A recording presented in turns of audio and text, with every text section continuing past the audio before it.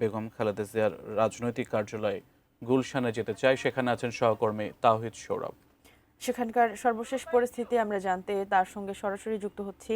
তাওহিদ, আমরা জেনেছি যে সেই কার্যালয়ে শোক বই রাখা হয়েছে এবং বিভিন্ন দেশের রাষ্ট্রদূত বা গণ্যমান্য ব্যক্তি যারা তারা এসে সেখানে লিখছেন এবং স্বাক্ষর করছেন। এ পর্যন্ত কারা কারা এসেছেন এবং কি অবস্থা সেখানে এখন?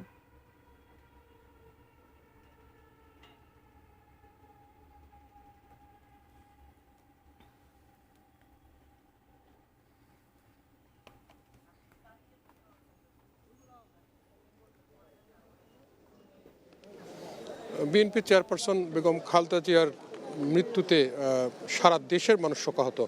আমি এই মুহূর্তে রয়েছি রাজধানীর বিএনপি চেয়ারপারসনের দলীয় যে কার্যালয়টি রয়েছে এখানে সারা বিশ্বের বাংলাদেশের যত দূতাবাস রয়েছে সেখানকার হাই কমিশনার যারা রয়েছেন তারা এখানে আসছেন এবং তারা শোক বইতে স্বাক্ষর করছেন। তারা ইতিমধ্যে আমি যতটুকু জানতে পেরেছি চীন, পাকিস্তান, ভারত, স্পেন, নেদারল্যান্ডস সহ বিভিন্ন দেশের দূতাবাসের লোকজন এখানে এসেছেন। একই সঙ্গে সারা দেশের এখানকার রাজধানীর নেতাকর্মী যারা রয়েছেন বেগম জিয়ার এই ইন্তেকালে তারা আসলে শোকাহত।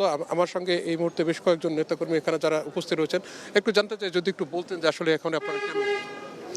আমরা এখানে আসছি, আমাদের দেশনেত্রী আপসহীন দেশনেত্রী বেগম খালেদা জিয়া সকালে মারা গিয়েছেন। মারা যাওয়ার পরে আমরা খবর পেয়ে আমরা এবারকের হসপিটালে গেছি। এবারকের হসপিটালে ওখান থেকে আমরা এই দলীয় কার্যালয় গুলশান নেত্রীর কার্যালয়ে আসছি। এখানে বিভিন্ন স্থায়ী কমিটির নেতৃবৃন্দ আসতেছেন। কিছুক্ষণ আগে আমাদের একজন চেয়ারম্যান সাহেব আসছিলেন এসে, এবং আগামীকালকে কোথায় দাফন করা হবে এবং কোথায় কবরস্থ করা হবে সেই ব্যাপারে বিভিন্ন বিষয় দিক নির্দেশনা দিয়েছেন। এই জন্য আমরা মূলত এখানে এসেছি। আপনি যদি জি, আসলে আমরা শোকাহত, মানে কি বলবো, বাসা হারিয়ে ফেলছি, আমাদের দেশ নেত্রীকে আমরা হারিয়ে অবস্থা। আর ইনশাল্লাহ কালকে আমাদের স্ট্যান্ডিং কমিটির সদস্য বলছে যে ইয়ে করার জন্য, কালকে যে জানাজার সাথে শান্তি শৃঙ্খলাভাবে হয়।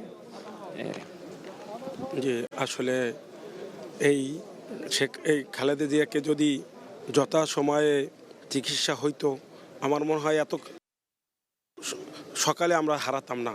মৃত্যু যদিও আল্লাহর হাতে, তারপরও সে অনেক কষ্ট দিয়েছে, অনেক কষ্ট দিয়ে কষ্ট পেয়ে দুনিয়া থেকে বিদায় নিয়েছে। এবং এই জালেম সরকার, এই শেখ হাসিনা তাকে চিকিৎসা পর্যন্ত করতে দেয় নাই, তাকে চিকিৎসাটা পর্যন্ত করতে দেয় না, বিদেশে পর্যন্ত নিতে দেয় নাই।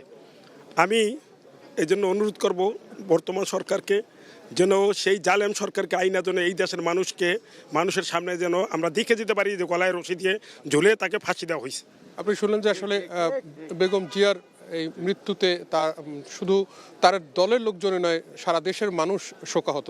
আগামীকালকে তার জানা বিএনপির দলের পক্ষ থেকে যেটি বলা হয়েছে কোনো প্রকার বিশৃঙ্খলা না করে জানাজা যেন সুষ্ঠুভাবে অনুষ্ঠিত